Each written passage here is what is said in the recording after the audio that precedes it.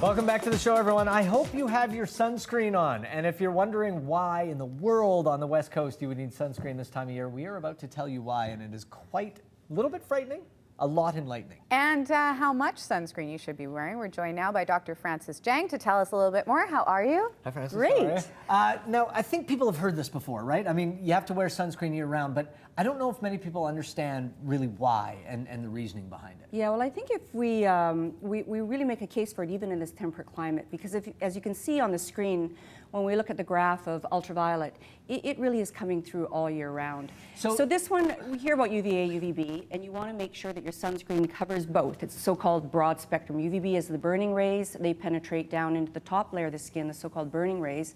But more than that, UVA, which is substantial even in wintertime, goes through windows, goes deeper. I never knew that, and it goes deeper into the skin. It does go deeper into the skin, and it definitely increases your risk, and it's accumulated damage. It's not that one trip to Hawaii. It's accumulated sun damage through your lifetime. And not only does it make your skin more wrinkled and become discolored, but it definitely increases your risk for skin cancer. So even on a day like today, we should be wearing, are there UVA and UVB rays on a day like today? Yes, you can see on the graph here that this is taken in temperate climate. I think they're implying with the UVB rays that they're looking at White Rock, but I don't see we quite see that much in Vancouver. But anyway, these are averages. But you can see that from March to October, there's quite a bit of UVB, and then it drops off quite substantially.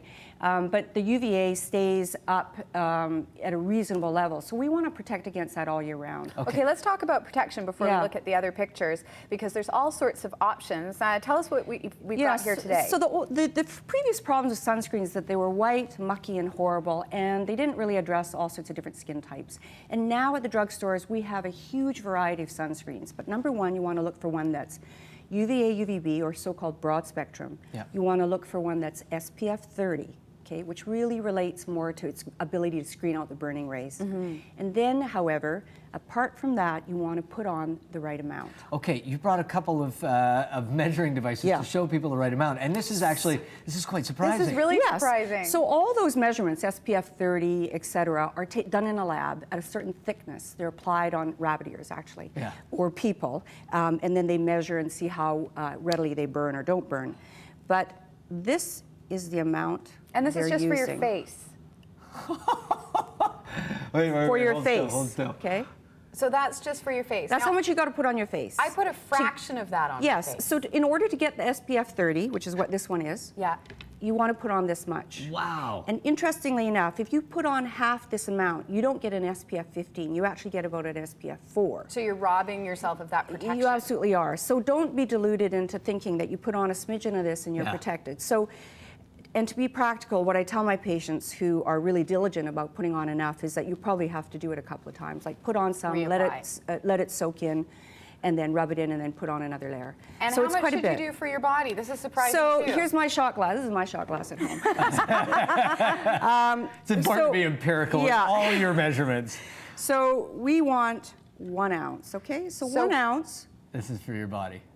Is so much more than I put on again. Yeah. 1 ounce for one body. So that's the amount that your SPF is measured at. So, and then again, reapply. Again, reapply every 2 to 3 hours.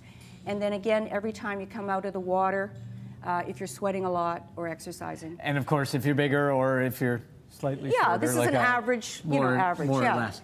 You brought a whole bunch of products because the range of protection that you can get from different products now is so we've pretty got stunning. nice moisturizing sunscreens for the winter. So here's a good example. There's many at the drugstore. So that's an attractive thing. This is kind of a unique one, which I like. This is a mineral sunscreen, so which implies it doesn't have any chemicals. And it's for the person who wants to touch up perhaps during the day or get a little finished look. And it's a powder. And it's a powder, so you just... oh, wow. And it comes in different shades, a little bit darker or lighter. And it gives a nice matte finish to the skin. Now, this is a 20, but they're coming out with a 50 fairly soon. Or anything from it. Similarly, this kind of thing for over the top. And I've got something really neat. We're now coming out with primers. And primers, you probably won't know too much about these, Michael, but I'll show. Oh, well, let's do this hand. Okay. So we're going to put a little bit in the web of your hand. This is a primer, and it's used underneath the foundation. It's a 20. And it finishes the skin very nicely by minimizing the size of the pores and giving you this really beautiful look. Now, you'd normally put on makeup over this, but I think if you look at the texture of the two skins... I have a younger left hand. Wrinkle be gone. Yeah. My left hand is younger and fresher. Wow. So we're coming out with all sorts of strategies to make it as user-friendly as possible. Okay, let's look at the pictures because we've cautionary got some, tales. Yeah, and dramatic results as well. So we're not even talking about skin. This is nice, healthy, middle-aged skin. It's a fair skin. You can see there's pores. There's a little bit of variation in color, but pretty uniform, and that's a beautiful skin that's being protected. Here's a person that, although she's dark-skinned, she felt she could go out with impunity because she doesn't necessarily burn. But here she is approaching 50, and you can see that she's got significant sun damage on her skin, primarily in terms of brown splotches as well as fine wrinkling on her skin. Is this kind of sun damage, is it reversible? I mean, is there... Yeah, we've got various lasers and peels that we can use on the skin. But you don't want to get there. You don't want to get there if but you if don't you have do, to. Yeah. We've got this gentleman here. Now, is this sun damage on the left? So this is another kind of sun damage that we'll see on more fair-skinned people, and you can see that there's all these little red blotches, and they're, if you were to feel them, they're a bit scaly. These are called actinic keratoses. And he's got a fair smattering of broken dilated blood vessels as well, which is again an expression of sun damage. And this makes him look much older than he's in his early 50s.